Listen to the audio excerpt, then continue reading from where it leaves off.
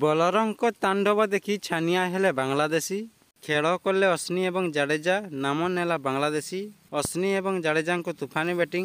113 run କରି out ହେଲେ ଅଶ୍ନି ଏବଂ ଶତକରୁ ବଞ୍ଚିତ ହେଲା ଜାଡେଜା। ପ୍ରଥମ ଇନିଂସରେ 376 ରନ୍ କରି ଅଲ୍ ଆଉଟ୍ ହେଲା ଟିମ୍ ଇଣ୍ଡିଆ। ତେବେ ଚାଲନ୍ତୁ ଜାଣିବା ସମ୍ପୂର୍ଣ୍ଣ ଖବର ବିଷୟରେ।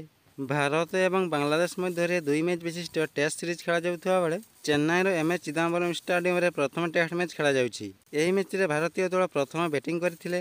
ରବିଚନ୍ଦ୍ରନ ଅଶ୍ବିନ 113 ରନ୍ ବଳରେ ଏବଂ ରବୀନ୍ଦ୍ର ଜାଡେଜାଙ୍କ 86 ରନ୍ ବଳରେ ନିର୍ଦ୍ଧାରିତ ଟିମ୍ ଇଣ୍ଡିଆ 91 ଓଭର ବ୍ୟାଟିଂ କରି 376 ରନ୍ କରି ଅଲ୍ ଆଉଟ୍ ହୋଇଗଲା।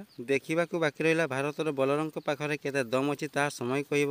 ଭାରତର ଟପ୍ ଅର୍ଡର ବ୍ୟାଟ୍ସମ୍ୟାନ୍ ଫ୍ଲପ୍ ସାବ୍ୟସ୍ତ ହୋଇଥିଲେ। ରୋହିତ ଏବଂ ବିରାଟ 6 ରନ୍ କରି ଆଉଟ୍ ହୋଇଥିଲେ। ଯଶସ୍ୱୀ ଜୟସ୍ୱାଲ ଅର୍ଦ୍ଧଶତକୀୟ ଇନିଂସ ଖେଳିଥିଲେ। ତ ଫ୍ରେଣ୍ଡ, ଯଦି ଭିଡ଼ିଓଟି ଭଲ ଲାଗିଥିବ ଭିଡ଼ିଓଟିକୁ ଲାଇକ୍ କରନ୍ତୁ। ଭିଡ଼ିଓଟି ଦେଖିଥିବାରୁ ଧନ୍ୟବାଦ।